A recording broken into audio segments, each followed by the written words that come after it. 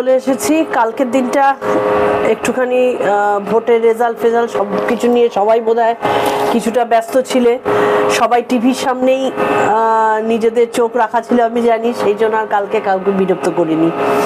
আজকে আমি আবার চলে এসেছি আমাদের রেগুলার যেরকম গীতার অধ্যয়ন, গীতার যে আলোচনা হয়, আমি চলে এসেছি। আমি জানি যে ভোটের রেজাল্ট নিয়ে কেউ খুশি, কেউ আনন্দ, কেউ নিরানন্দে পড়ে রয়েছে। দেখো, আমার একটা কথাই বলার রয়েছে, রাজনীতির মতন চলবে। রাজনীতিতে অনেক শুভ রয়েছে, অশুভ রয়েছে, সত্য রয়েছে, মিথ্যা রয়েছে।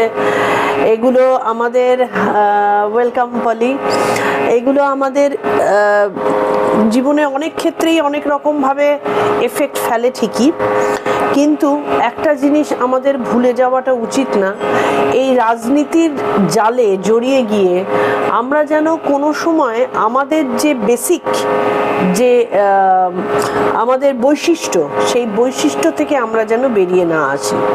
আমাদের বৈশিষ্ট্য, প্রথম বৈশিষ্ট্য কি? আমরা মানুষ, এটা আমাদের প্রথম বৈশিষ্ট্য। মনুষ্যত্বের যে ধর্ম, মনুষ্যত্বের যে বিকার, মনুষ্যত্বের যে বিচার, সেগুলো থেকে আমরা কখনোই বেরিয়ে আসতে পারি না, এক নম্বর। দ্বিতীয়ত হচ্ছে, মনুষ্যত্বের পরে আমরা ভারতীয় এবং আমরা হিন্দু। তো আমাদের এই তিনটে পরিচয় রয়েছে।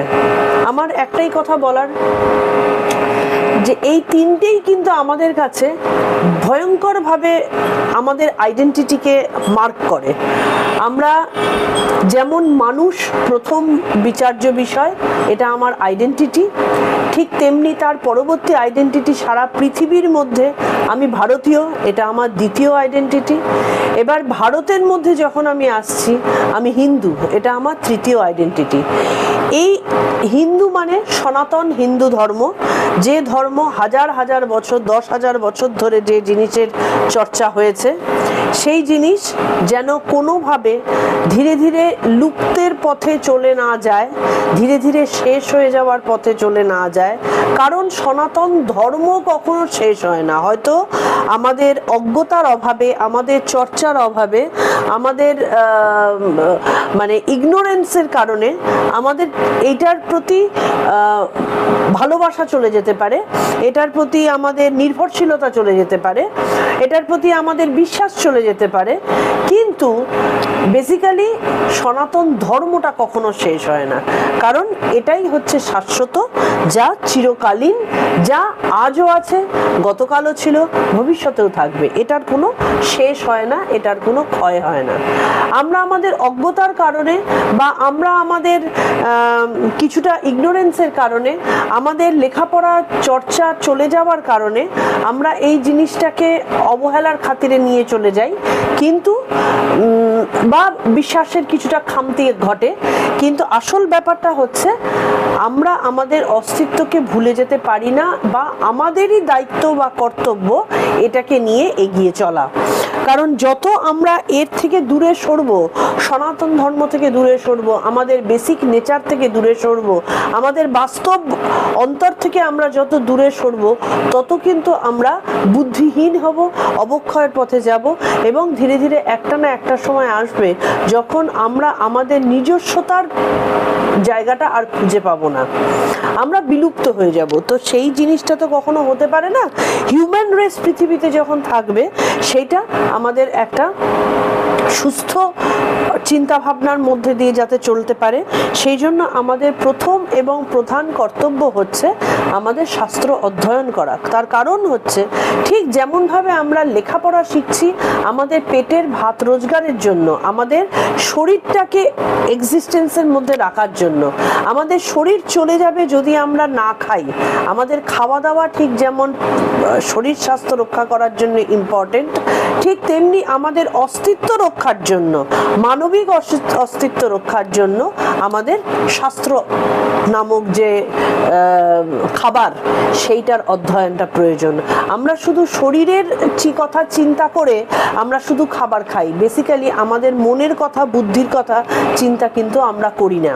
আমরা যখন একটা সায়েন্স পড়ি, আমরা যখন একটা অঙ্ক পড়ি, আমরা যখন একটা হিস্ট্রি পড়ি, জিওগ্রাফি পড়ি, বা কিছু একটা কবিতা চর্চা করি, আঁকা চর্চা করি, তখন বেসিক্যালি আমরা কিন্তু আমাদের রুজি রোজগারের রাস্তাটাকে পরিষ্কার করি, বা এই চর্চার মাধ্যমে আমাদের ব্রেন সেল নামক যে স্থূল পদার্থ সেটার আমরা মানে জংটাকে দূর করি, তার উপরে যে রাস্ট পড়ে যায় সেটাকে দূর করি। আমরা যত বিদ্যা চর্চা করব, শাস্ত্র মানে বিভিন্ন রকম আঁকা, খেলাধুলা, এগুলো যত করব, যত খেলাধুলো করব আমাদের শরীরের রাস্ট দূর হবে। আমরা যত বিদ্যা চর্চা করব তত আমাদের বুদ্ধির রাস্ট দূর হবে, আর যত আমরা শাস্ত্র চর্চা করব তত আমাদের অন্তর কলুষ মুক্ত হবে। আমরা তত মনুষ্যত্ব থেকে আরো উন্নততর পর্যায়ে আমরা পৌঁছতে পারবো। কারণ শুধুমাত্র চারটে হাত পা আর কিছু রক্ত মাংস দিয়ে পদার্থ, এই জিনিসটাই মনুষ্যত্বের পরিচয় নয়। মনুষ্যত্বের মধ্যে যে গুণগুলো রয়েছে সেই গুণগুলো কি কি জানবার জন্য, বা সেই গুণগুলোকে রক্ষা করার জন্য, সেই গুণগুলো নিয়ে এগিয়ে যাবার জন্য আমাদের যে জিনিসটা প্রয়োজন তাই হচ্ছে আমাদের সনাতন হিন্দু ধর্ম। এবং কেউ, আমি বারবার করে বলি যে যেমন বিভিন্ন ধর্ম পৃথিবীতে রয়েছে, বৌদ্ধ ধর্ম, জৈন ধর্ম, মুসলিম ধর্ম, খ্রিস্টান ধর্ম, হিন্দু ধর্ম, বহু ধর্ম আমাদের পৃথিবীতে রয়েছে। কেউ যেমন কোনো একজন বুদ্ধিস্ট যেমন কখনো বলে না যে লুকিয়ে থাকে না নিজেকে নিয়ে, সে যখন বলে যে আমি বুদ্ধিস্ট, আমি মুসলিম, আমি খ্রিস্টান, সবাই যেমন গর্ব করে বলে, তার কারণ তারা প্রত্যেকে কিন্তু নিজেদের শাস্ত্র এবং ধর্ম চর্চা করে, ছোট্টবেলার থেকে তারা চর্চা করে। একমাত্র আমাদের হিন্দুদের মধ্যে এটা একটা দুর্ভাগ্য যে আমরা শাস্ত্র চর্চা করি না, বা করাটাকে লজ্জা বলে মনে করি। আমরা সেটাকে সেকুলারিজমের একটা অদ্ভুত একটা মোড়ক তৈরি করে আমরা আমাদের বেসিক্যালি যে শাস্ত্র চর্চা করা বন্ধ করে দিয়েছি, তাতে আসলে কিন্তু আমরা আমাদের অস্তিত্বটাকেই একটা জিজ্ঞাসা চিহ্নের জায়গায় নিয়ে চলে এসেছি। আমরা হচ্ছে না ঘরকা না ঘাটকা টাইপের হয়ে আছি। তো সেই কারণে আমাদের নিজেদের অস্তিত্বের কারণে নিজেদের শাস্ত্রকে জানা প্রয়োজন, এবং নিজেদের শাস্ত্রকে জানলে তবেই কিন্তু আমরা আমাদের ধর্ম, স্বধর্ম, যেটা ধর্ম মানে ব্রাহ্মণ, ক্ষত্রিয়, বৈশ্য, শূদ্র, কি হিন্দু, মুসলিম, খ্রিস্টান, শিখ, পারসিক, এগুলো ধর্ম নয়। ধর্ম হচ্ছে তুমি একজন মানুষ হিসাবে, তুমি একজন মা হিসাবে, তুমি একজন সন্তান হিসাবে, তুমি একজন স্টুডেন্ট হিসাবে, তুমি একজন সামাজিক কোনো একজন বিধায়ক হিসাবে, তুমি তোমার ধর্ম কি, তুমি কোন জায়গায় রয়েছো, এটাই কিন্তু আমাদের শাস্ত্র শেখায়। আমরা পড়ছিলাম, আমাদের 1 নম্বর অধ্যায় শেষ হয়ে গেছে। 1 নম্বর গীতার আমাদের যৌগিক ব্যাখ্যা এবং শঙ্করাচার্যের ব্যাখ্যা দুটোই আমাদের হয়ে গেছে। যারা নতুন এসেছো তারা আমাদের ইউটিউবে চ্যানেলে যদি সাবস্ক্রাইব করো, আমাদের ইউটিউবে পরপর 1 নম্বর অধ্যায়ের সব কটা দেওয়া রয়েছে, তোমরা অবশ্যই শুনবে।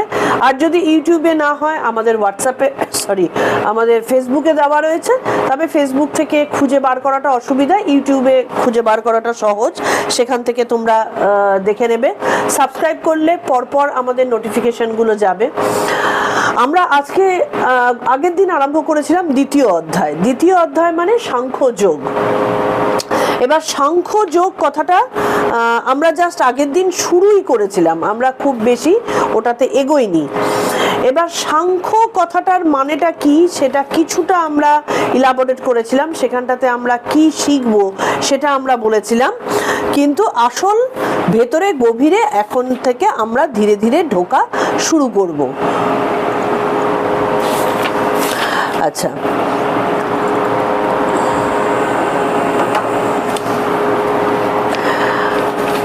আমাদের সাংখ্যযোগ পড়ার আগে প্রথমে অর্জুনের বিষাদের কথা বলা হয়েছে। অর্জুন বিষাদ কন্টিনিউয়াস করে যাচ্ছেন শ্রীকৃষ্ণের কাছে, যেটাকে একেবারে নাকে কান্নাই বলা হয়, যে তিনি কিভাবে যুদ্ধক্ষেত্র থেকে বেরিয়ে আসবেন, কেন বেরিয়ে আসবেন, যুদ্ধক্ষেত্রে না থাকলে তার কি ভালো তার কি মন্দ, তিনি অনেক মানে কান্নার মাধ্যমে তিনি নিজের দুর্বলতা প্রকাশ করেছেন এবং আলটিমেটলি তিনি ধীরে ধীরে নিজের ধনুর্বাণ ত্যাগ করে তিনি শ্রীকৃষ্ণের কাছে মাথা নত করেছেন এবং তার কাছে প্রার্থনা করেছেন যে আমি আমার অসহায় অবস্থা তোমাকে ব্যক্ত করলাম, আমার অবস্থা কি আমি তোমাকে জানালাম, আমি পারছি না এখন অন্যভাবে নিজেকে তৈরি করতে, তুমি আমার মনের দুর্বলতা দূর করো। এবার সাংখ্যযোগে বেসিক্যালি আমি আগের দিন বলেছিলাম সাংখ্যযোগ কথাটার সাথে কিন্তু সংখ্যার কোনো কানেকশন নেই। সাংখ্য একটি যোগ এবং যোগ মানে এটার মাধ্যমে আমরা জ্ঞান যোগের সাথে দিকে আমরা এগিয়ে যাই। আমাদের যখন শাস্ত্রে এটা বিশেষত্ব হচ্ছে, যখন শিক্ষকের কাছে একজন স্টুডেন্ট আসে তখন শিক্ষক প্রথমে তাকে পরীক্ষা করবার জন্য তাকে প্রথমেই আসল জিস্ট তিনি দিয়ে দেন, যে এইটা হচ্ছে আসল, তুমি জেনে নাও। এবার যদি স্টুডেন্টের সেই ক্ষমতা থাকে তাহলে স্টুডেন্ট সেখান থেকেই নিয়ে নেবে, সেটাই তাকে আত্মতত্ত্ব লাভের দিকে তাকে নিয়ে চলে যাবে, তার যা জানা হয়ে গেল। যদি সে সেইটা না পারে তখন তাকে পরবর্তী সহজ ধাপ, তার পরবর্তী সহজ ধাপ, এরকম ধীরে ধীরে ধাপে ধাপে তাকে সহজ থেকে সহজতমর দিকে নিয়ে যাওয়া হয়। তাহলে এইখানে আমাদের সাংখ্য যোগ থেকে শুরু হচ্ছে বেদান্তের শিক্ষা। এইখানে বেদান্তের শিক্ষা, প্রধান শিক্ষাটা কি, আমরা কেন এই বেদান্ত পড়ব বা কেন আমরা এই শাস্ত্র পাঠ করব, আমাদের উদ্দেশ্যটা কি? এই বেদান্তের শিক্ষাটার উদ্দেশ্য হচ্ছে আত্মকে জানা, অবিদ্যাকে নাশ করা এবং এই যে বিশ্বজনীনতার অনুভব, মানে আমি এক এবং অদ্বিতীয়, এই পুরো অনুভবটাকে আনা। এটা বহুর মধ্যে যে একতা, সেই জিনিসটাকে আনা। আজকে আমরা ধর্মের নামে লাঠলাঠি মারামারি অনেক কিছু করি, আমাদের মধ্যে জাতিগত বিভেদ রয়েছে, অ্যাকচুয়ালি এগুলো কিন্তু অজ্ঞানতার প্রতীক। আমাদের অজ্ঞানতা আছে দেখেই, অশিক্ষা আছে দেখেই বারবার মাইন্ডেড। এই অশিক্ষা বলতে কিন্তু না, এটা কোনো বিশেষ ক্রিয়া নয় পলি, এটা হচ্ছে জ্ঞান যোগ। আমি এইটাই ব্যাখ্যা করছি যে সাংখ্য যোগটার মানেটা কি। তো এই অশিক্ষার কথাটার মানেটা কিন্তু আমি কোনো ডিগ্রিগত শিক্ষার কথা বলছি না। আমি আগে বলেছি মানুষের শরীরের এক্সিস্টেন্সের জন্য ডিগ্রি দরকার, শিক্ষা দরকার, পেটে ভাতের জন্য দরকার, সেটা একটা শিক্ষা। এবার আমাদের আন্তরিক শিক্ষা, অন্তরের শিক্ষা যে জিনিসটা, আমি সেই প্রসঙ্গে বলছি যে আমি কেন পৃথিবীতে এসেছি, আমি কোথায় যাব, আমি কি করব, এখানে আমার উদ্দেশ্যটা কি, এই পুরো জিনিসটা হচ্ছে আমাদের আত্মজ্ঞানের দিকে নিয়ে যায়। আমি কে, আমি কোথা থেকে আসলাম, এইভাবে দুটো কি অ্যাসিডিক মিশ্রণে আমার তৈরি হয়ে গেল? দুটো অ্যাসিড মিশ্রণ করলে যদি আমি তৈরি হয়ে যাই, সেই অ্যাসিডটাই পেলো কোথা থেকে? কি এমন আহামরি অ্যাসিড যে একেবারে পারফেক্ট, যার মিলন হলো, একেবারে পারফেক্ট কি বলে তার শক্তি উৎপন্ন হলো, টেম্পারেচার একদম এত ঠিকঠাক থাকলো, এত পারফেকশন হলো কোথার থেকে? এই পুরো উত্তরগুলো কিন্তু আমাদের আত্মতত্ত্বের দিকে নিয়ে যায়। তা আমি কোথা থেকে আসলাম, এই পুরো জিনিসটা জানবার জন্যই আমাদের আত্মতত্ত্বকে জানা প্রয়োজন। তার মানে কি, আত্মাকে জানা, অবিদ্যা নাশ করা। অবিদ্যা নাশ করা মানেটা কি, যে জিনিস আমার এই আত্মজ্ঞান হতে বাধা দেয়। আমাকে কোনটা আত্মজ্ঞান হতে বাধা দেয়? অহংকার আত্মজ্ঞান হতে বাধা দেয়। আমরা যে প্রচুর অসুরের কথা বলি, মহাসুর, হ্যাঁ, তারপরে তোমার রাবণ একজন অসুর, এই যে এত অসুর, এগুলো কিন্তু বেসিক্যালি সব আমাদের অন্তরের অসুর। এগুলো কেউ বাইরের অসুর না। বাইরে হয়তো রাবণ নামে কেউ একজন থাকলেও থাকতে পারেন, এটা হিস্ট্রি, এটা পরবর্তী আলোচনার ব্যাপার। কিন্তু বেসিক জিনিস যেটা, সমস্ত অসুর এবং দেবতা সবই আমাদের অন্তরে রয়েছে। আমাদের তাদেরকে আইডেন্টিফাই করে, যাতে করে আমরা আত্মকে জানতে পারি। কারণ আত্মকে জানাটা হচ্ছে সত্যকে জানা। সত্যের মুখোমুখি হওয়া পাওয়ার মতন কঠিন কাজ আর পৃথিবীতে নেই। আমরা মিথ্যেকে খুব সহজে গ্রহণ করতে পারি। কেউ যদি আজকে আমাকে বলে, বা গোপা তোমাকে একদম 16 বছরের মেয়ের মতো দেখতে সুন্দর লাগছে, আমি খুব সুন্দর গ্রহণ করে নেব, ভেতরে ভেতরে একটুখানি গর্ববোধ করব যে না 16 বছর না হলেও ওই 24-24-এর মতন আমাকে বোধহয় লাগছে।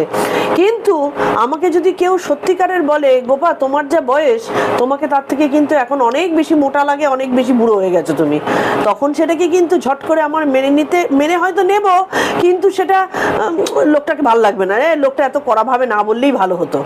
তাহলে এই যে সত্যকে জানে, এটা হচ্ছে আমি মজা করে বললাম, কিন্তু বেসিক সত্যকে যখন জানা শুরু হয় তখন মানুষের সামনে প্রচন্ড পরিমাণ আঘাত এসে উপস্থিত হয়। সব রকমের আঘাত, মানসিক আঘাত, দুশ্চিন্তার আঘাত, বিভিন্ন রকম সত্যের মুখোমুখি দাঁড়ানো ভয়ঙ্কর কঠিন। আমাদের চিরকালীন যে জ্ঞান হয়ে এসছে, এত যুগ যুগ বছর ধরে আমাদের প্রচুর চিন্তা ভাবনা দিয়ে, আমাদের পরিবেশ দিয়ে, বাবা মার শিক্ষা দিয়ে আমরা এগুলোকে নিজেকে তৈরি করেছি, এই সব কিছুর ওপরে কিন্তু আঘাত আসা শুরু হবে। তো সেই আঘাত আসছে কেন? কারণ আমি নিজেকে একরকম ভাবে তৈরি করে ফেলেছি, এটা আমার অহংকার। আমি গোপা, আমার একটা শিক্ষা আছে, আমার একটা পরিবার আছে, আমার একটা পার্সোনালিটি আছে। এই যে আমিত্ব, এই আমিত্ব কিন্তু আমাকে সবার আগে বাধা দেবে আসল আমিটাকে জানবার জন্য। তার মানে এটা কে? অবিদ্যা, এটা বিদ্যা নয়।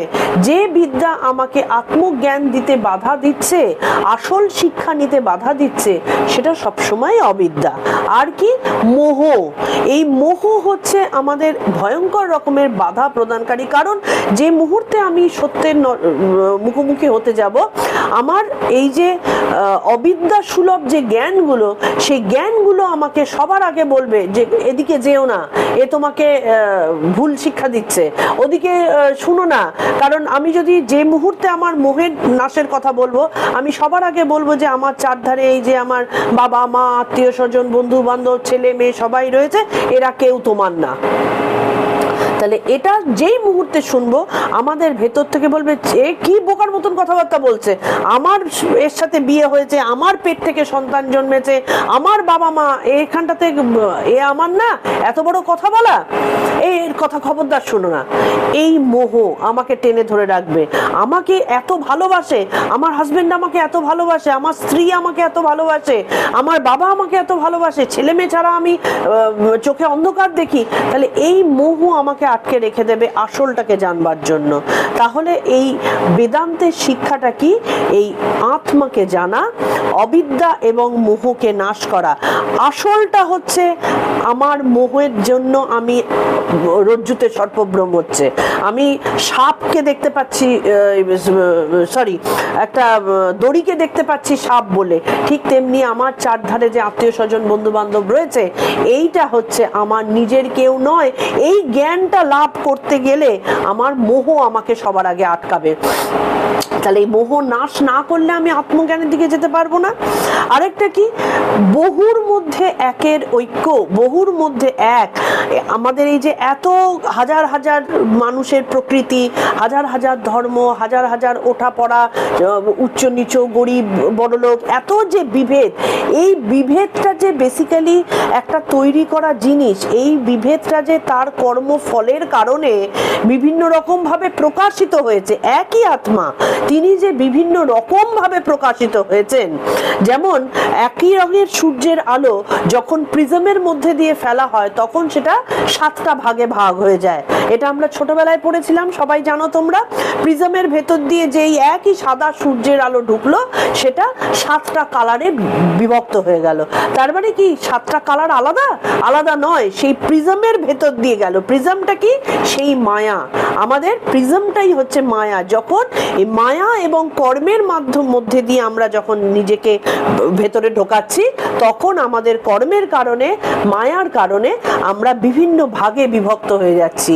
কিন্তু আসল হচ্ছে যখনই এই মায়া আর কর্মটাকে উঠিয়ে নেওয়া হবে, তখন কিন্তু আসল সেই একই সত্তা, সূর্যের আলোর একটা রং। তাহলে আমরা এই যে এত ভাগে বিভক্ত হয়ে রয়েছি, এত হিংসা, দেশ, রাগারাগি, এই বিভক্ত হওয়ার জন্যই তো। এবার যদি লাল আলো হলুদ আলোর সাথে ঝগড়া করে যে তুই বেশি ভালো, আমি বেশি ভালো, এটা কি বোকামি নয়? তাদেরকে জানতে হবে যে আমরা বেসিক্যালি একই সত্তা থেকে আসা। এইটা কে জ্ঞানটা দেবে? আমি এই যে মুখে বললাম এটা থেকে জ্ঞান হলো না, এটা জানতে হবে, শাস্ত্র আমাদেরকে জানাবে। এই শাস্ত্র জানলে তবেই আমরা গিয়ে পাঁচজনকে বোঝাতে পারবো, কারণ আমি নিজে অনুভব করতে পারবো। যতক্ষণ না নিজে অনুভব করতে পারবো ততক্ষণ অবধি কিন্তু আমরা বুঝবো না যে এর আসল জড় মানে যেখান থেকে সূত্রপাতটা কোথায়। তাহলে বেদান্ত এই দুটো শিক্ষা দেবে। আর কি? আত্মজিজ্ঞাসা, আমি কে, এই শিক্ষাটা দেবে। তাহলে বেদান্তের প্রথম শিক্ষাটা হচ্ছে, প্রথমে কি বলে? তত্ত্বমসি, তুমিই সে। বেদান্ত প্রথমে বলে দিল এক ধাক্কায়, তুমিই সে, তুমিই ব্রহ্ম, তুমিই শুদ্ধ, তুমি সর্বজ্ঞ, এটা বলে দিল। এবার আমি তো শুনলাম, কিন্তু তার না মানে বুঝলাম না, তার ব্যাপারটার গভীরতা অনুধাবন করলাম। আরেকটা কি বোঝায়? আত্মা এক ও অনন্ত ভাব। আত্মা একটাই, আমরা সবাই একটা, হিন্দু, খ্রিস্টান, বৌদ্ধ, জৈন, শিখ, সবাই আমরা এক। আমাদের মধ্যে কোনো বিভেদ নেই, গরিব বড়লোক সব এক। যারা তোমার এই কার্ল মার্কসের এতে বলা হয়েছে কি গরিব বড়লোক এক, কিন্তু আলটিমেটলি চায়নাতে গরিব বড়লোক এক আছে বলে আমার জানা নেই। গরিব গরিবের মতনই আছে, বড়লোক বড়লোকের মতনই আছে।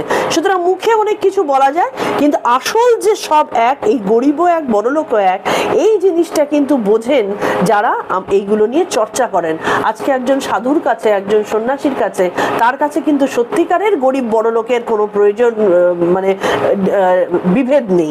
তিনি কিন্তু সত্যিকারের একটা গরিবের সাথে যেভাবে থাকবেন, বড়লোকের সাথে সেভাবে থাকবেন, হিন্দুর সাথে যেভাবে থাকবেন, খ্রিস্টানের সাথেও সেইভাবেই থাকবেন, একই রকম ভাবে তারা থাকেন।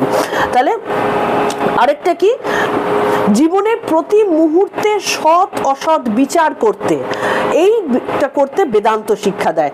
আজকে আমি এই কথাগুলো কেন বলছি? এই যে সাংখ্য যোগ, সাংখ্য কথাটার মানেটা কোনো সংখ্যার সাথে রিলেটেড নয়। বেদান্ত শিক্ষাটাই, জ্ঞান যোগের মাধ্যমে শিক্ষাটাই হচ্ছে সাংখ্য যোগ, যেটা ভগবান বুদ্ধ অ্যাপ্লাই করেছিলেন, এবং সাংখ্য যোগের মাধ্যমেই তিনি কিন্তু ইয়ে লাভ করেছিলেন, ওটাকে কি বলে, তিনি আত্মকে জানতে পেরেছিলেন, সিদ্ধি লাভ করেছিলেন। তাহলে এই যে বেদান্তের জিনিসগুলো হলো বিচার করা, তাহলে জীবনের প্রতি মুহূর্তে সৎ অসৎ বিচার করা। আমরা তো প্রতি মুহূর্তে পাপ পাপ পাপ বলে পাগল হয়ে যাই। কে যে পাপ করে আর কে যে পুণ্য করে, আমাদের হিন্দু শাস্ত্রে কিন্তু পাপের কোনো জায়গা বেসিক্যালি নেই। আমি এখানটাতে আসবো যে কোনটা পাপ। আর কি?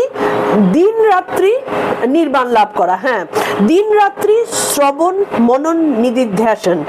আমি শ্রবণ করলাম, কি শ্রবণ করবো? আমাদের এই সিনেমাটা কেমন সুন্দর হয়েছে, ঠিক আছে, এন্টারটেনমেন্টের জন্য শ্রবণ করলাম, কাহা তো কতদিন, এই মুহূর্তে তো এটার থেকে চেঞ্জ হয়ে নতুন একটা সিনেমা চলে আসবে। ওই নাটকটা খুব ভালো হয়েছে, ভাল লাগলো, কিছুদিন শাড়ি গল্প, গয়না, এ সমস্ত নিয়ে গল্প করলাম, তারপরে দেন হোয়াট? এই তো বারবার করে জিনিসটার প্রতি মানে ইয়ে তো চেঞ্জ হয়ে যাবে, টপিক তো চেঞ্জ হয়ে যাবে, রাজনীতির ভোল বদল চেঞ্জ হয়ে যাবে। তাহলে কোন এমন টপিক থাকতে পারে যেটার কোনো শেষ নেই, আদিও নেই, অন্তও নেই? সেটা হচ্ছে এই শাস্ত্র চর্চা বা বেদান্ত চর্চা, এটার কিন্তু শেষ নেই। তার কারণ এটা যখন শ্রবণ করা হবে তখন একটার থেকে আরেকটা, আরেকটার থেকে আরেকটা কোশ্চেন আসতে থাকবে, কিন্তু থাকবে বেসিক ব্যাপারটা এই আধ্যাত্মিকতার মধ্যেই। আরেকটা কি? এটা অবিনাশী, আনন্দময়, এবং এই আলোচনার মধ্যে একবার যে ঢুকে যেতে পারে তার মধ্যে কোনো নিরানন্দের জায়গা হয় না। তার কারণ গল্প তো শেষ হয় না। আমরা কিছুক্ষণ যদি 10টার বন্ধু বান্ধব এক জায়গায় বসি, প্রথমে আমরা হাহাহিহি করব, কিছুক্ষণ পুরনো কথা আলোচনা করব, শেষ হয়ে যাবে। তারপরে নিজেদের বাড়ির ছেলে কেমন পড়াশোনা করছে, মেয়ে কেমন পড়াশোনা করছে, কারোর মনে দুঃখ হবে, কারোর মনে আনন্দ হবে, কেউ গর্ব করে বলবে, কেউ সেই গর্বটা শুনে মনে দুঃখ পাবে, সুতরাং সেই গল্প বেশি দিন থাকবে না। তাহলে এই যে ধীরে ধীরে চেঞ্জ হতে থাকা, আমাদের টপিক শেষ হতে হতে একটা না একটা সময় আসবে যখন আমরা ক্লান্ত হয়ে ভাববো যে একটুখানি জিরিয়ে নিই। কিন্তু এই আধ্যাত্মিক আলোচনা বা বেদান্তের আলোচনা এমন একটা আলোচনা যেটা একটার পরবর্তী আরেকটা কোশ্চেনের পর কোশ্চেন আসতেই থাকে, এবং সেই কারণে আমাদের ক্লান্তি আসে না। আধ্যাত্মিক আলোচনার মধ্যে কোনো ক্লান্তি আসে না। তাহলে এই যে বেদান্তের সাধন পথ, এই সাধন পথে কতগুলো রাস্তা রয়েছে, যে রাস্তার একটা হচ্ছে জ্ঞান যোগ, একটা ভক্তি যোগ, একটা কর্মযোগ, আরেকটা জ্ঞান কর্ম ভক্তি ও যোগ। জ্ঞান কর্ম ভক্তি ও যোগ, এই চারটে পথ রয়েছে। জ্ঞান যোগ কোনটা? যোগ কথাটার মানে এখানটাতে হচ্ছে যেটা তোমাকে যোগ করাবে, কানেক্ট করাবে। তাহলে জ্ঞানের মাধ্যমে তুমি কানেক্ট করতে পারো, সেই জ্ঞান যোগটাই হচ্ছে সাংখ্য যোগ, যেটার মাধ্যমে আমাদের কতগুলো মানে ইয়ে রয়েছে, এই সমদম অভ্যেস করা, সংযম অভ্যেস করা, শ্রদ্ধা করা, হ্যাঁ, তারপরে তোমার বাহ্য ইন্দ্রিয়ের সংযম, অন্তরের ইন্দ্রিয়ের সংযম, এই যে বিভিন্ন ধরনের সংযমগুলো রয়েছে, এইগুলোর মাধ্যমে আমরা জ্ঞান উপলব্ধি করতে পারবো। জ্ঞান উপলব্ধি করার জন্য এগুলো কেন প্রয়োজন? তার কারণ খুব স্বাভাবিকভাবেই দেখো, আমরা যখন সাধারণ একটা লেখাপড়াও করতে যাই, তখন কিন্তু আমাদের পড়াশোনা করতে করতে যদি আমরা সিনেমা কি হচ্ছে সেটা চিন্তা করি, কি যদি আমরা বাইরে কে চিৎকার করছে সেইটার দিকে মনোযোগ দিই, আমাদের যেমন পড়াশোনাটা কিন্তু বেসিক্যালি হয় না।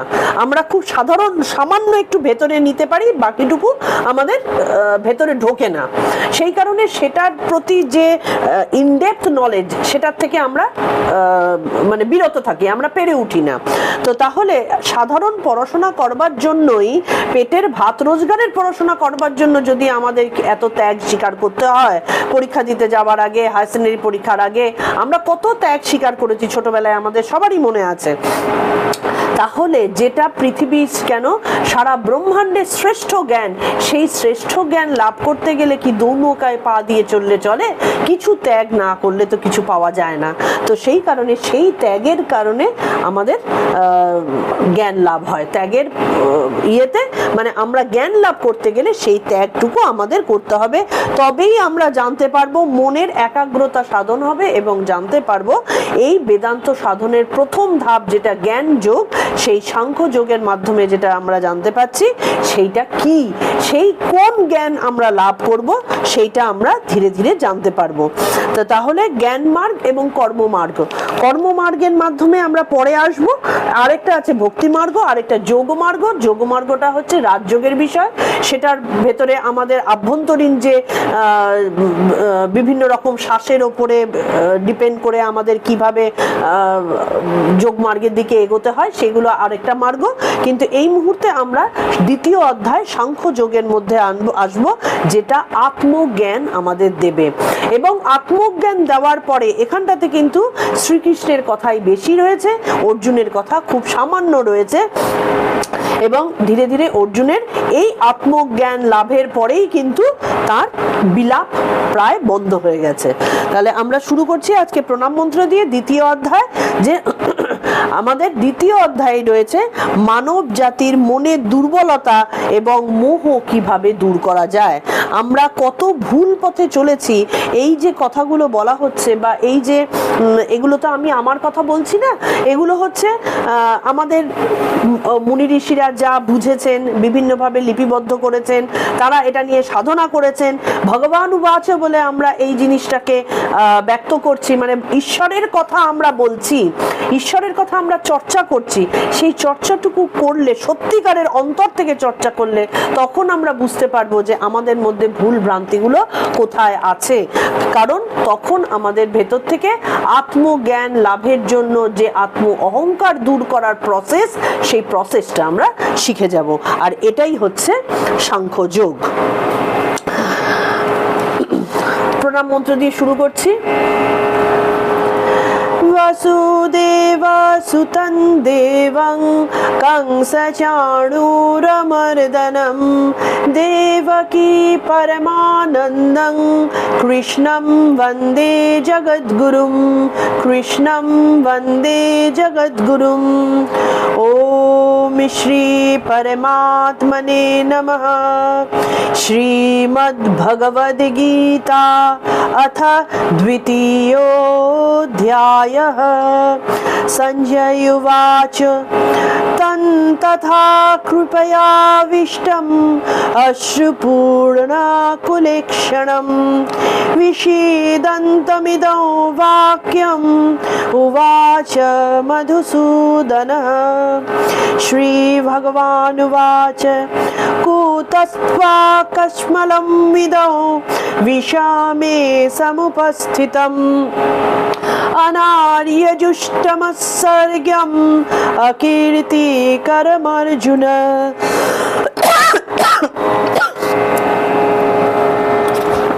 আগের দিন আমরা এক নম্বরটাই পড়েছিলাম শুধু, তন তথা কৃপয়াবিষ্টম, যেটা সঞ্জয় বলছেন।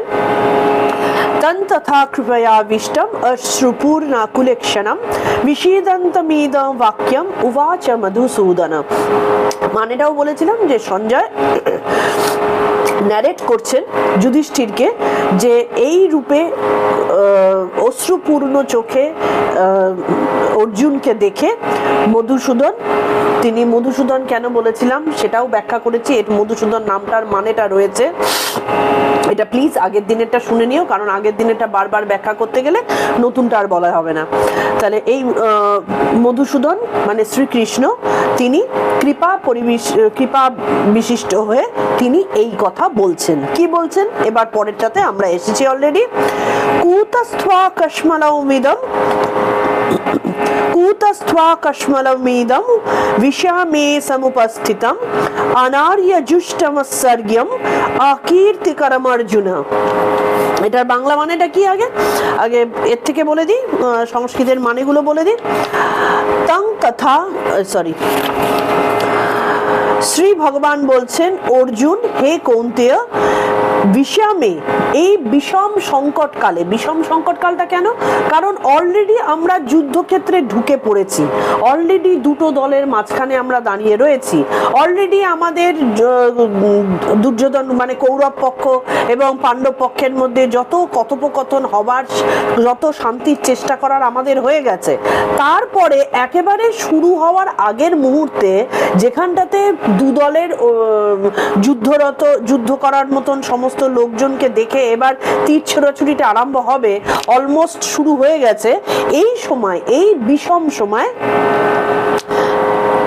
বিষমে সংকটকালে, কোথা হতে, কি কারণে, অনার্যজুষ্টম অনার্যচিত, অসর্গ্যম স্বর্গের অযোগ্য, অকীর্তিকরম যেটা যশ হরণ করে, যেটা কীর্তি আনে না, ইদম কশ্মলম এই মোহ বা চিত্তের মলিনতা, ত্বা সমুপস্থিতম তোমাতে উপস্থিত হলো। এটা আমি শুধু সংস্কৃতটার মানে বললাম। এবার এখানটাতে কি ভগবান বলছেন যে হে অর্জুন, এই ঘোর সংকটকালে, এইরকম একটা বিপদের মধ্যে এই অনার্যের মতন আচরণ তোমার মধ্যে, অনার্যের মতো চিন্তা ভাবনা তোমার মধ্যে কি উপস্থিত হলো?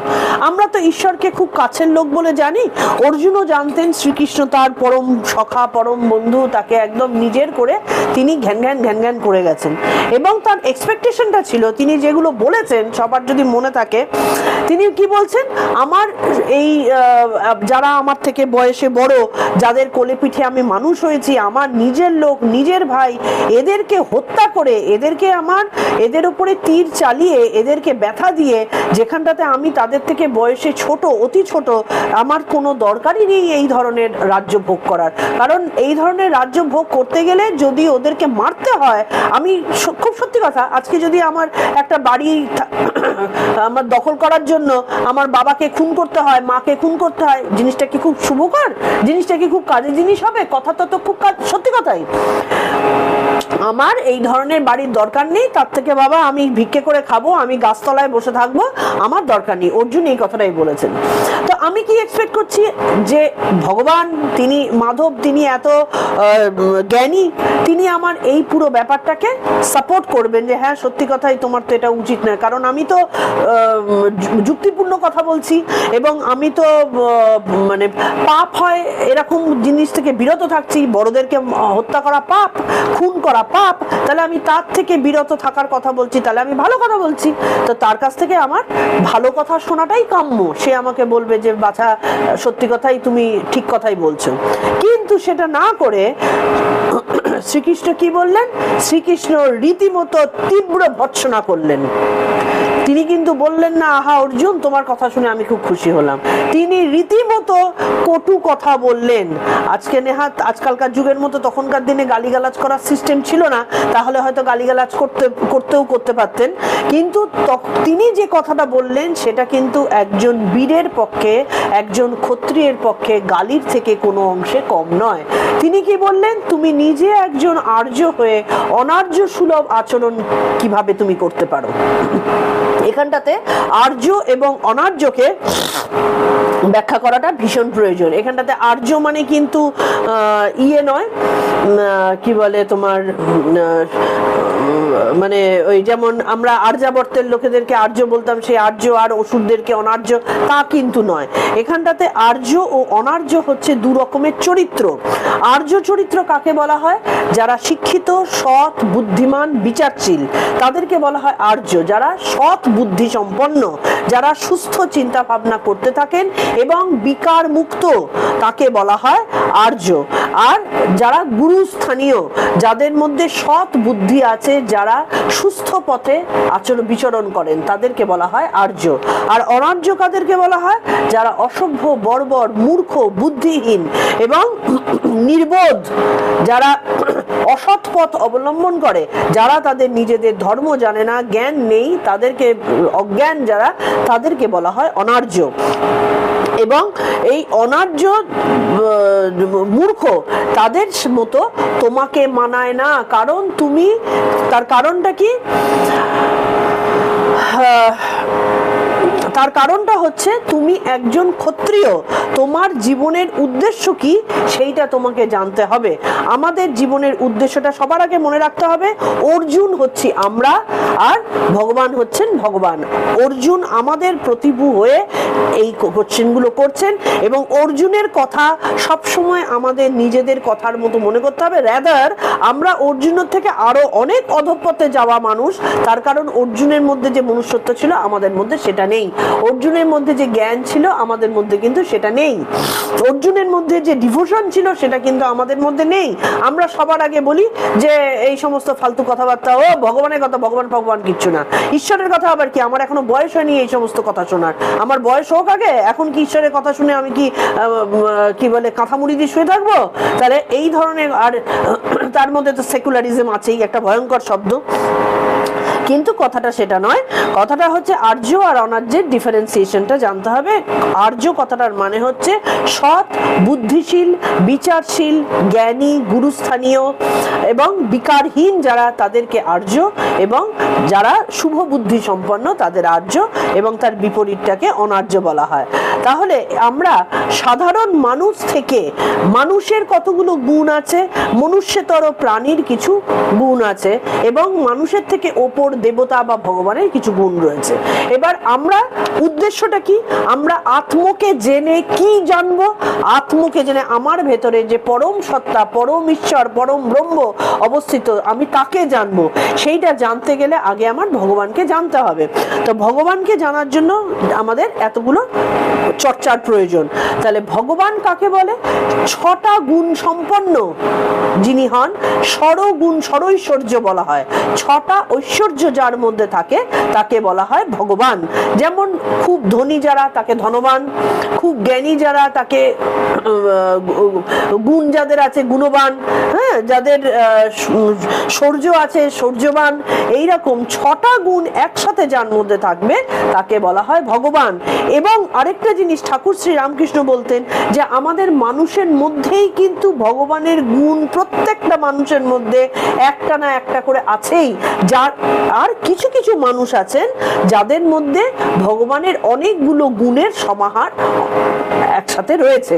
যখন ঠাকুরের নিজে মুখে বলা, ঠাকুর শ্রী রামকৃষ্ণের, যখন তুমি দেখবে যে কারোর কথা 10টা লোকে শুনছে, শিবনাথ শাস্ত্রী সম্পর্কে বলেছিলেন, যখন তুমি দেখবে কারোর কথা 10টা লোকে শুনছে, মানছে, তার মানেটা হচ্ছে তার মধ্যে ঈশ্বরের কিছু বিভূতি অবশ্যই আছে, না হলে তার কথা কেউ শুনতো না। আমাদের ক্ষমতাই নেই আমার কথা তোমাদেরকে শোনাবার, যদি না ঈশ্বর কোনোভাবে সেইটুকু বিভূতি আমাদের মধ্যে দেন। তার ততক্ষণ অবধি আমরা হাজার বলি, আমাদের নিজেদের ছেলে মেয়েই শোনে না, তো বাইরের লোকে কি শুনবে? তো তাহলে ভগবান কাকে বলা হচ্ছে? সমগ্র ঐশ্বর্য, সব রকমের, শুধু ধন ঐশ্বর্য না, সব রকমের ঐশ্বর্য। সেটা সৌন্দর্যের ঐশ্বর্য হতে পারে, সেটা জ্ঞানের ঐশ্বর্য হতে পারে, অর্থের ঐশ্বর্য হতে পারে, সমস্ত রকমের ঐশ্বর্য, যশ, ধর্ম, শ্রী, বৈরাগ্য, জ্ঞান, এই 6টা গুণ একসাথে যার মধ্যে আছে তাকে বলা হয় ভগবান। এবার এই 6টা গুণের কিছু কিছু জিনিস কিন্তু প্রত্যেকটা মানুষের মধ্যে থাকে। তার কারণ কি? মানুষই হচ্ছেন একমাত্র ঈশ্বরের অংশ, এবং মানুষই কিন্তু সেই ঈশ্বরের আত্মাকে নিজের শরীরের মধ্যে ধারণ করে থাকেন। আত্মা বলে আলাদা পদার্থ না, আত্মাকে আলাদাভাবে বোঝা যায় না, দেখা যায় না, কিন্তু শরীর আত্মা নয়, এই বোধটা আসলেই তখন নারকেলের মালার মতো ঠাকুরের ভাষায় আত্মা আর শরীর আলাদা হয়ে যায়। তাহলে এই গুণের কিছু না কিছু গুণ আমাদের প্রত্যেকের মধ্যে রয়েছে, আমরা সেটা নিজেদের অজ্ঞানতার কারণে ধামাচাপা দিয়ে রেখে দিয়েছি। তাহলে এই জিনিসটাই শ্রীকৃষ্ণ অর্জুনকে বলে উস্কে দিলেন। আমাদের কখনো যদি, যেমন আমরা আগের দিন গল্প বলেছিলাম যে সিংহের ভেড়ার পালের মধ্যে একটা সিংহের শাবক ঢুকে গিয়েছিল, তার কি হয়েছিল? তখন একটা বাইরের থেকে সিংহ এসে যেমন সেই সিংহকে ঘাড়ে ধরে উস্কে দিল, তুই দেখ আগে তুই কে, তোর মধ্যে কি গুণ আছে তুই দেখ আগে, তবে সেই সিংহটার মধ্যে প্রকাশিত হলো যে হ্যাঁ আমিও তো সিংহ। ঠিক তেমনি আমার ভেতরেও জিনিস রয়েছে, এই শাস্ত্র আমাদেরকে উস্কে দেবে, এবং অর্জুনকে শ্রীকৃষ্ণ তার তিরস্কার দিয়ে উস্কে দিয়েছিলেন যে তুমি একজন আর্য হয়ে অনার্যের মতন তুমি কথা কি করে বলছো? তোমার মধ্যে এই ভয়, এই জিনিসটা আসলো কোথা থেকে? কারণ তুমি যে কথাটা বললে সেটা ভীতুর লক্ষণ। আর কি? তুমি অসর্গম, তুমি স্বর্গ থেকে বঞ্চিত হবে। স্বর্গ কোনটা? স্বর্গ কেন বলছেন? আমরা সবাই মুক্তির পথগামী, আমরা সবাই মুক্তি চাই, কিন্তু স্বর্গ কথাটার মানেটা কি? যখন আমরা এমন একটা জায়গায় নিজেদের, এবার আমি আসছি কিছুটা আমাদের যৌগিক ইয়ের মধ্যে আসছি, যৌগিক ক্রিয়ার মধ্যে আসছি। যখন আমাদের শ্বাস, আমাদের দুটো রয়েছে, নর আর নারায়ণ আমাদের শরীরের মধ্যে সর্বদা বিরাজমান। নর কি করে? নর আমাদের মূলাধারের দিকে, মানে নিচের দিকে মন টেনে ধরে রাখে, যা অর্জুন করছেন। আর নারায়ণ কি করেন? সহস্রারে থেকে তিনি মনকে কর্ষণ করেন, ওই জন্য তিনি কৃষ্ণ, তিনি কর্ষণ করে আমাদেরকে ঊর্ধ্বগতি প্রাপ্ত করতে চান। তাহলে এই নর আর নারায়ণের মাঝখানে পড়ে আমাদের সবসময় কিন্তু মন ও বুদ্ধি চালিত হয় এবং ঘুরপাক খেতে থাকে। যখন নরের টান বেশি হয় আমাদের মন নিম্নগামী হয়, যখন নারায়ণের টান বেশি হয় আমাদের মন ঊর্ধ্বগামী হয়। তাহলে এই ঊর্ধ্বগামী নিম্নগামীর বারবার করে এদিক ওদিক হতে যখন আমাদের জ্ঞান হয়ে যাবে যে আমাদের নিম্নগামী মন হওয়ার দিকে বা নিম্ন গতির দিকে আমাদের কিছু নেই, তখন আমাদের মন হয়ে যাবে ঊর্ধ্বগতি সম্পন্ন, আমাদের শ্বাসও হয়ে যাবে ঊর্ধ্বগতি সম্পন্ন। এবং সেখানে গেলে যে ভেতরে তেজোদ্দীপ্ততার প্রকাশ ঘটে, যে তেজের প্রকাশ ঘটে, যে সেটাই ঈশ্বর, এবং ঈশ্বর নন, সেটাই আমাদের ঈশ্বরের একটা কি বলবো, একটা ঈশ্বরের প্রকাশ। এবং সেইটা যখন আমাদের এই ঊর্ধ্ব ইয়েতে, মানে দ্বিদল পদ্মে যখন স্থিত হয়, তখন যে আনন্দের প্রকাশ আমাদের ভেতরে নন স্টপ চলতে থাকে, সেই আনন্দ থেকে মানুষ আর বঞ্চিত হয় না, সেই আনন্দ থেকে সে বঞ্চিত হতে চায় না, সেই আনন্দ কন্টিনিউয়াস স্থিত হয়ে থাকে, সেটাই হচ্ছে স্বর্গ। কারণ আমাদের মন তখন সব সময় ওই ঊর্ধ্ব গতিতে রয়েছে, নিম্ন গতিতে শুধু মোহ মায়া, আর মোহমায়া মায়া মানেই দুঃখ, যেটা ভগবান বুদ্ধ বলে গেছেন যে পৃথিবীতে দুঃখ রয়েছে, আমাদের মধ্যে দুঃখ রয়েছে, তার কারণ কি? আমাদের মধ্যে মোহ রয়েছে, আমাদের মধ্যে কামনা রয়েছে। এই কামনা বাসনার মুক্তি যে মুহূর্তে হবে তখনই কিন্তু বেসিক্যালি আমাদের মোহ দূর হবে এবং আমরা স্বর্গে নিজেদেরকে স্থাপন করতে পারবো। তাহলে শ্রীকৃষ্ণ অর্জুনকে কি বলছেন? যে তুমি সবসময় অস্বর্গের অস্বর্গীয়ম, মানে তুমি সবসময় এমন একটা আচরণ করছো, কথাবার্তা বলছো যেটা তোমাকে অধোগতি প্রাপ্ত করাবে, যেটা কখনোই তোমাকে ঊর্ধ্বগতির দিকে নিয়ে যাবে না। সুতরাং তুমি আনন্দ পাবে না, কারণ তুমি তোমার কর্তব্য থেকে, তোমার কর্ম থেকে তুমি সরে যাচ্ছ। তো তুমি নির্বোধের মতো কথা বলছো, তুমি যে একজন ক্ষত্রিয়, সেই ক্ষত্রিয়ের মতো কথা তুমি বলছো না। সুতরাং তোমার অকীর্তি হবে। কি হবে? অকীর্তি। কারণ তোমার দুর্বুদ্ধি তোমাকে দিয়ে কথা বলাচ্ছে আজকে। তো দুর্বুদ্ধির থেকে তো কখনো মানুষ কীর্তি লাভ করতে পারে না। সুকীর্তিকর যিনি হন, সুকীর্তি যেতে গেলে, তাহলে অকীর্তিকর কেন বলছেন? কর্মের যখন সিদ্ধি হয়ে যায়, একটা কাজ করতে করতে করতে করতে সেটা যখন আমাদের সেখান থেকে আমরা যখন নিজেদের মোহ সরিয়ে ফেলি, কন্টিনিউয়াস একটা জিনিস করতে থাকলে ধীরে ধীরে সেটার থেকে মোহ দূর হয়ে যায়। যে মুহূর্তে মোহ দূর হয়ে যাবে, আমরা তখন অটোমেটিক্যালি স্বভাব গুণে আমরা সেটাকে ভালো করতেই থাকবো। সেটার প্রতি আমাদের কোনো মানে চাওয়া পাওয়া থাকবে না। সেটার থেকে আমাদের যে মুহূর্তে সেটার প্রতি চাওয়া পাওয়া থাকবে না, তখন অটোমেটিক্যালি ওটা ভালো হতে থাকবে। তার কারণ ওটা পুরোপুরি তখন আমাদের স্বভাবগত হয়ে যাবে এবং সেটাই আমরা তখন ঈশ্বরকে নিবেদন করতে পারবো যে ঈশ্বর, আমি যেটা করছি তোমার জন্য করছি। তা যে মুহূর্তে তোমার জন্য করছি, এই দায়িত্ব ব্যাপারটা যখন চলে আসবে, তখন সেটা সবসময় ভালোই হবে, সেটা কখনো খারাপ হতে পারে না। তাহলে সেই কর্ম যখন সিদ্ধি হয়ে যাবে, তখন সেই খ্যাতির থেকে তাকে বলা হয় কীর্তি লাভ করেছে, সেই কর্মে কীর্তি লাভ করেছে। আর কর্মের পরিসমাপ্তি, কর্ম যখন শেষ হয়ে যায়, তখন এসে যায় আমাদের ব্রহ্মত্ব। তাহলে আমরা কর্ম করতে করতে করতে করতে যখন একেবারে তুঙ্গে কর্মের জায়গায় পৌঁছাবো, সেই সুস্থতার জায়গায় পৌঁছাবো, তখন আমরা কীর্তিমান হব। তা অর্জুন তো কর্ম করতেই চাইছেন না, তিনি কীর্তিমান হবেন কি করে? তার সবসময় তখন কি হবে? চিরকালের জন্য যে ও একজন ক্ষত্রিয় ছিল, এবং অর্জুন যদি যুদ্ধ না করেন, আমাদের 1 নম্বরে এটা বারবার বলা হয়েছে, অর্জুন যদি যুদ্ধ না করেন তাহলে পঞ্চ পাণ্ডবের কারোর পক্ষেই কিন্তু জেতা সম্ভব নয়। কারণ জেতার মতন ক্ষমতা কিন্তু অর্জুনেরই একমাত্র ছিল। তাহলে 5 জন যদি হেরে যায়, পঞ্চপাণ্ডব যদি হেরে যায়, পৃথিবীতে যদি ধর্মের প্রতিষ্ঠা না হয়, অধর্মই যদি সাস্টেন করতে থাকে, তখন চিরকাল অকীর্তিকার হবে, অর্জুনেরই হবে। তার কারণ অর্জুনই যুদ্ধক্ষেত্র থেকে সরে এসেছিলেন। তাহলে তিনি সেই জন্য কি বলছেন যে আমাদের ইয়েতেই রয়েছে কীর্তি ইয়াস্য সা জীবতি, যখন কীর্তিমান হন কেউ, তখনই কিন্তু এই ইয়েটাও, আমার শ্লোকটা পুরোটা মনে নেই, চাণক্যের শ্লোকের মধ্যে রয়েছে, যিনি কীর্তিমান হন তিনিই কিন্তু জীবিত থাকেন, বাদ বাকি সবার মৃত্যু হয়। কি করে জীবিত থাকেন? মানুষের মনে জীবিত থাকেন, মানুষের কথায় জীবিত থাকেন, বইয়ের পাতায় জীবিত থাকেন। জীবিত থাকার তো অনেক রকম উপায় রয়েছে। তার শরীরটা ত্যাগ হয় শুধু, তার বেশি কিছু হয় না। তো তাহলে তিনি সেইভাবে তিনি কীর্তিমান হবেন। আর কি বলছেন?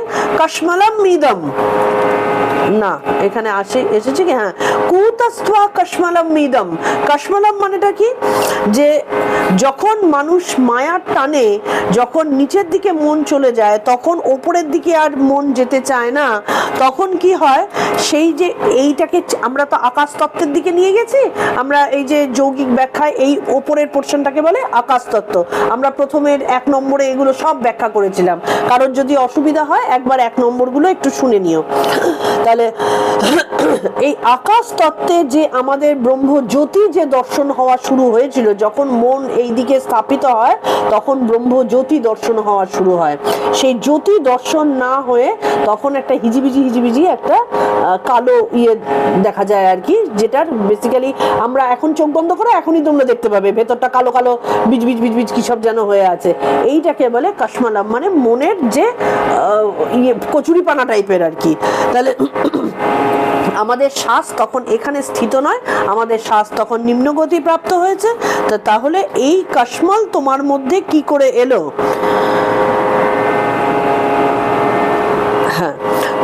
মধ্যে কি করে এই কসমাল এলো? যেখানটাতে তুমি অর্জুন, তোমার মধ্যে নরনারায়ণ তুমি হিসেবে আমরা দুজনে এসেছি, সেখানটাতে তুমি এতখানি ক্ষমতাশালী হয়েও, তুমি এত বীর্যবান হয়েও তোমার মধ্যে কি করে এই কসমাল এলো?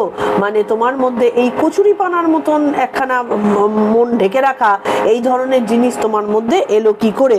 তাহলে অর্জুন কিন্তু তখন আশাও করেননি যে ফট করে তিনি কথা থামাবার সাথে সাথে অতক্ষণ ধরে চুপ করে থেকে থেকে থেকে মিষ্টি মিষ্টি হাসি হেসে ভগবান শ্রীকৃষ্ণ তিনি ফট করে এইরকম তিরস্কার করবেন। কেন তিরস্কার করছেন? যে তিনি তার স্বধর্ম ত্যাগ করতে যাচ্ছেন, এই স্বধর্ম ত্যাগের কারণে তিনি তাকে তিরস্কার করলেন। এবং তিনি কি বলছেন? স্বধর্ম পালন করলেই চিত্তশুদ্ধি। কারণ মন শুদ্ধ না হলে কোনো দিন ঈশ্বর লাভ হয় না, কোনো দিন আত্মজ্ঞান লাভ হয় না, কোনো দিন মানুষের ঊর্ধ্বগতি প্রাপ্ত হয় না। তাহলে আমাদের এই পাঁকের মধ্যে থেকে এই কাঁটার খোঁচা চিরকাল খেয়ে যেতে হবে, জন্ম জন্মান্তর ধরে খেয়ে যেতে হবে। শুধুমাত্র যদি তুমি মন পরিষ্কার করতে পারো, চিত্তশুদ্ধি। এবার চিত্তশুদ্ধি কি করে হবে? স্বধর্ম পালন করে। প্রসেস বলছেন, অনেক প্রসেস আছে। This is one of the main processes, যে স্বধর্ম, স্বধর্ম। আমি একজন ক্ষত্রিয়, আমি একজন যোদ্ধা, আমি পঞ্চপাণ্ডবের ভাই। যে কারণে দেখো অর্জুনের কতগুলো জিনিস বলা রয়েছে। অর্জুন কিন্তু মানে তীব্র তীরন্দাজ। তিনি, তাকে যখন বলা হয়েছিল, ওই দ্রোণাচার্য যখন বলেছিলেন তুমি কি দেখছো? আমি শুধু পাখির চোখ দেখছি, আর কিছু না। তুমি, অন্যান্যরা গাছ দেখেছে, অন্যান্যরা পাখি দেখেছে, ফল দেখেছে, কত কিছু দেখেছে, অর্জুন শুধু চোখ দেখতে পাচ্ছে। তাহলে অর্জুন হচ্ছেন এমন একজন যার পাখির চোখ দেখার কথা। তো তাহলে তার মধ্যে চিত্তশুদ্ধি হওয়াটা খুব সহজ। তিনি স্বধর্মটা ঠিক মতো পালন করলেই তার কিন্তু সেই স্থির দৃষ্টি তার চলে আসবে। তিনি যে মুহূর্তে মনে করবেন, যেমন আমি আমাদের বাস্তব জীবনে বলি, আজকে একজন ডাক্তার, সেই ডাক্তার যদি মনে করেন যে আমার আর কিছু নেই, আমার দুনিয়া নেই, আমার সম্মান নেই, আমার পেট চালাবার জন্য অর্থের সাংঘাতিক নেই, আমার আত্মীয় পরিজন কেউ নেই, আমি একজন ডাক্তার, আমাকে এই রোগীটাকে সুস্থ করে তুলতে হবে, এটাই আমার প্রথম এবং শেষ কর্তব্য এবং এটাই আমার কাজ, আমার এটা স্বধর্ম। তাহলে সেই ডাক্তারের হাতে কোনোদিন সেই রোগীর মৃত্যু হতে পারে না, যদি না তার আয়ু একেবারে সত্যিকারের শেষ হয়ে গিয়ে থাকে। তো সেই বরং এমনও হতে পারে তাকে মৃত্যুর মুখ থেকে টেনে তুলে আনতে পারেন সেই ডাক্তার। তাহলে যে ডাক্তার একজন স্বধর্ম পালন করতে গিয়ে রোগীকে মৃত্যুর মুখ থেকে টেনে নিয়ে চলে আসবেন, বাঁচিয়ে দেবেন, সেই ডাক্তারের কাছে অটোমেটিক্যালি হাজার হাজার লোক ঝাঁপিয়ে পড়বে, অটোমেটিক্যালি সেই ডাক্তারের প্রসার বাড়বে, অটোমেটিক্যালি তার পয়সা বাড়বে, অটোমেটিক্যালি তার সুনাম বাড়বে। ডাক্তারকে শুধু কি করতে হলো? স্বধর্ম পালন করতে হলো, আর কিছু করতে হলো না।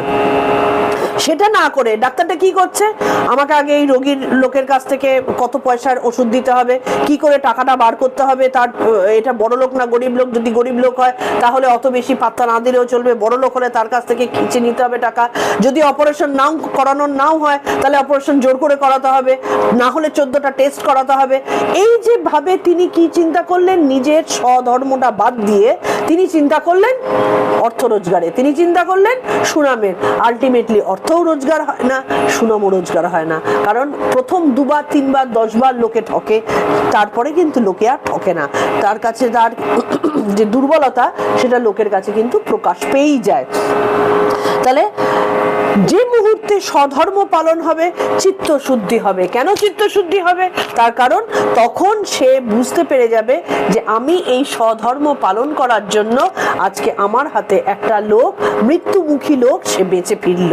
তার মনের যে স্যাটিসফ্যাকশন, সেই স্যাটিসফ্যাকশনটাই হচ্ছে স্বর্গ, সেই স্যাটিসফ্যাকশনটাই হচ্ছে আনন্দ। তাহলে আনন্দ মানেটা আর কি? আনন্দই তো ঈশ্বর প্রাপ্তি।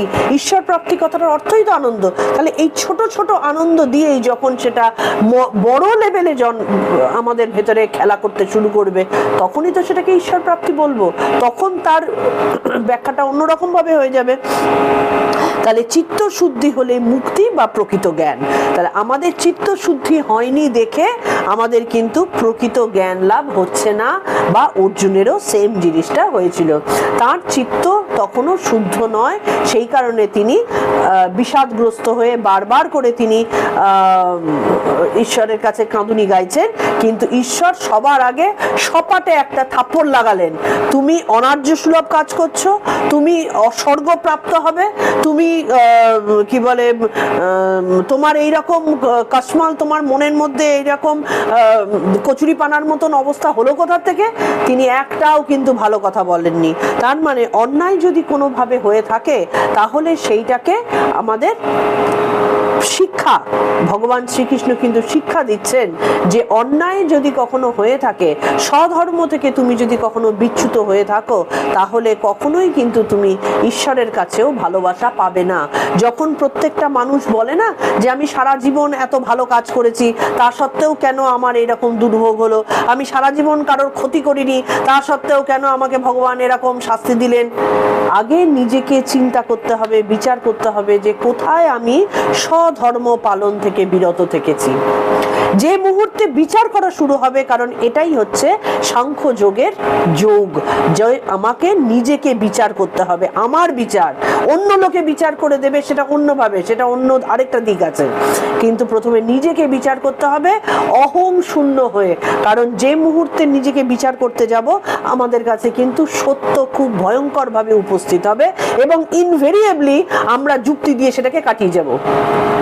আমার মনের মধ্যে যখন সত্য এসে বলবে যে গোপা তুমি মিথ্যে কথা বলেছো, তখন সাথে সাথে আমার মনই যুক্তি দেবে যে না, ওটা তো অ্যাকচুয়ালি মিথ্যা না, আমি তো মা হিসেবে তো আমার সন্তানের কোনো ভুল ধামাচাপা দেওয়াটাই উচিত, সেই জন্য আমি মিথ্যাটা বলেছি। যুক্তি এসে গেল, আমি সত্যকে অস্বীকার করলাম, আমি মিথ্যে বলেছি, এটাই হচ্ছে সত্য।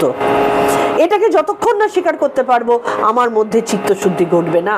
তাহলে অর্জুনকেও প্রথমে স্বীকার করতে হবে যে তিনি তার স্বধর্ম থেকে তিনি বিরত থাকছেন, তিনি নিজে পারছেন না স্বীকার করতে, সেই কারণে ভগবান শ্রীকৃষ্ণ তাকে একদম ধাক্কা মারলেন। কারণ তখনকার দিনে একজন রাজ পুরুষকে, যিনি অর্জুনের মতন একজন রাজপুরুষ, তাকে যে এই সামান্য একটু কথা বলাটাই কিন্তু তার কাছে থাপ্পড়ের সমান। আজকে আমাদেরকে অনার্য বললেও আমার কিচ্ছু এসে যাবে না, আমাকে যদি বলে তুমি পাপ করছো কিচ্ছু এসে যাবে না, কিন্তু তখনকার দিনে এসে যেত। আজকে আমাদের এসে যায় না, তার কারণ আমরা এর ভ্যালুটাই জানি না। আজকে যদি আমি আমার আত্মসম্মানের ভ্যালুটা কি সেটা সত্যিকারের জানতাম, আমাদের আত্মসম্মানটা বেসিক্যালি ভ্যানিটি। আমরা আত্ম অহংকার আর আত্মসম্মান দুটোর মধ্যেকার পার্থক্যটা জানি না। আমরা ওই জন্য আমাকে কে এইভাবে কথা বললো, কে এই সময় কথা বললো না, এইটা নিয়ে আমি মানে আত্মসম্মানের বিচার করতে থাকি, কিন্তু এটা আত্মসম্মান নয়। আজকে যদি আত্মসম্মান বোধ আমাদের থাকতো, তাহলে এই সাধারণ একটা কথা, আজকে যেখানটাকে আমি বলছি অনার্য জুষ্টম, এইটা সাধারণ বলে মনে হচ্ছে, এটা আমার কাছে সাধারণ মনে হতো না, অর্জুনেরও মনে হয়নি। অর্জুনও কিন্তু এই থাপ্পড়টা খেয়েছিলেন। তাহলে আজকে আমরা এই সাংখ্য যোগ বা আমাদের পুরনো 1 নম্বর যেটা আমরা পড়েছি, 1 নম্বর অধ্যায় বিষাদ যোগ, এগুলো কিন্তু ভীষণ ডেপথে বোঝার কথা। যে কারণে আমি যদি হুড়পাড় করে একসাথে একদিনে 2-3টে করে শ্লোক বলতে থাকি, 72টা বোধহয় শ্লোক আছে, মোস্ট প্রবাবলি, হ্যাঁ 72টাই হবে, হ্যাঁ 72টা শ্লোক রয়েছে। এই 72টা শ্লোক তাড়াতাড়ি করে শেষ করতে হবে, এই চিন্তা যদি আমি করতে থাকি, তাহলে কিন্তু জিনিসটা খুব খাপছাড়া হয়ে যাবে। ইন ডেপথ আমার যে বোঝাবার ইচ্ছা, সেটা আমি পারবো না করতে আর কি। তো সেই কারণে একটা করেও হোক, কিন্তু ভালোভাবেই হোক। আজকে আমরা 2 নম্বরটা অবধি পড়লাম, এরপরে ভগবানের কথাই চলবে। আমরা ভগবানের কথা 3 নম্বর থেকে আবার কালকে শুরু করব। আজকে প্রণাম মন্ত্র দিয়ে শেষ করব। শুধু তার আগে একটা কথা বলবো, যারা নতুন আসছো, যারা পুরনো আসছো, তারাও প্রত্যেকে বারবার করে শোনো, কারণ নিজের শাস্ত্র ছাড়া নিজের অস্তিত্ব বিপন্ন।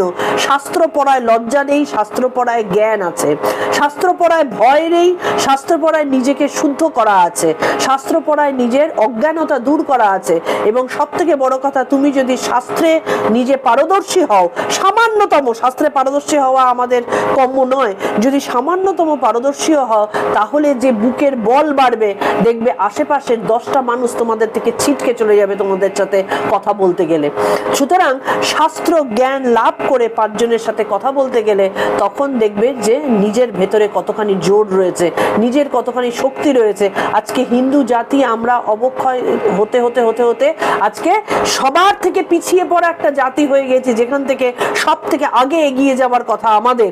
কারণ আমরা আমাদের নিজের ধর্মটাকে জানি না বলে আজকে আমাদের ধর্মের ভুল ব্যাখ্যা হয়ে হয়ে হয়ে হয়ে আমাদের সাহসটা ধামাচাপা পড়ে গেছে। যদি সেইটা ঠিক মতো জানা যেত, আমাদের ঘরে ঘরে স্বামী বিবেকানন্দ জন্মাতেন। তো আজকে আমাদের এটুকুই, আমরা প্রণাম মন্ত্র দিয়ে শেষ করছি। কালকে আবার আমরা 6টার থেকেই মোস্ট প্রবাবলি শুরু করব, যদিও আমাদের নোটিফিকেশন দেওয়াই থাকে, কোনো অসুবিধা হলে তবেই আমরা টাইম চেঞ্জ হবে, না হলে রেগুলার যেমন 6টাতে হয় 6টাতেই হবে। যারা নতুন এসছো কাইন্ডলি আমাদের ইউটিউবটাতে সাবস্ক্রাইব করো, তাতে করে আমারও একটু সুবিধা হয়, তোমাদেরও নতুন নতুন জিনিস পাওয়ার জন্য পরিশ্রম করতে হবে না। ओम तत्सदिति श्रीमद्भगवद्गीतासु उपनिषत्सु ब्रह्मविद्यायां योगशास्त्रे श्रीकृष्णार्जुन संवादे सांख्ययोग नाम द्वितीयोऽध्यायः। ओम श्रीकृष्णार्पणमस्तु, ओम श्रीकृष्णार्पणमस्तु, ओम श्रीकृष्णार्पणमस्तु। আরেকটা কথা আমি সবাইকেই বলছি, তোমরা প্লিজ প্লিজ প্লিজ আমাকে কোশ্চেন করো, আমার সাথে ডিসকাস করো।